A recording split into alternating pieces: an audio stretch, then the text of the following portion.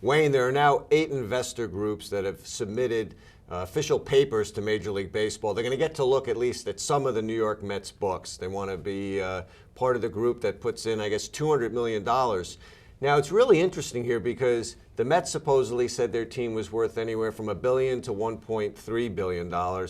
Now, based on current reports, it's down to $950 million. Do you think the price is getting a little more realistic? Yes, I really do believe that. I think it was inflated for a lot of different reasons, most importantly to increase the value of the franchise. But now, as we've seen the price diminish a little bit, reality is setting in, and now we might actually get the right people coming in and showing interest, even though it's a minority ownership in the team.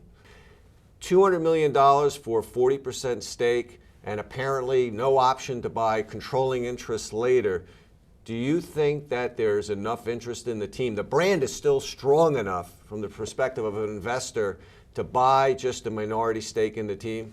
I think that there is this attractiveness to the Mets to be part of the group that helps resurrect the franchise. And I also do believe in my heart of hearts that we're eventually going to have to see Fred, Jeff Wilpon, and Saul Katz eventually sell the ball club, because the debt that they're taking on is astronomical right now. And then now we do the comparisons with the Dodgers, and we hear what has happened with Commissioner Seeley giving money to the Mets over the past year, anywhere between $25 to $75 million.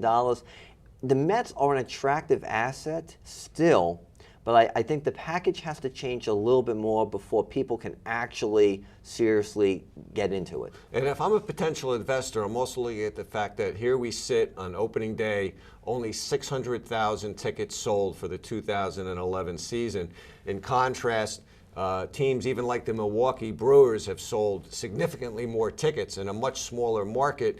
The Mets could lose as much as $50 million this year after making interest payments on their debt. I can't be in any big hurry here to put my money into the team, right? Because, I mean, the value could fall still further. I still think there are a lot of people out there that look at the Mets and they believe that they can resurrect them. And looking at the market, looking at Major League Baseball's business model, how it's local market driven, they look at the overall appeal of the organization 3, 4, 5 years from now. They know it's an absolute mess right now, and they know there are substantial financial difficulties in terms of debt, in terms of yearly payments on bonds for Citi Field. But I think people are willing to look through the forest through the trees that the Mets could be something eventually, but it's not going to happen until the Wilpons come to the realization that they might have to sell the entire franchise. And that might have to come from Bud Selig himself.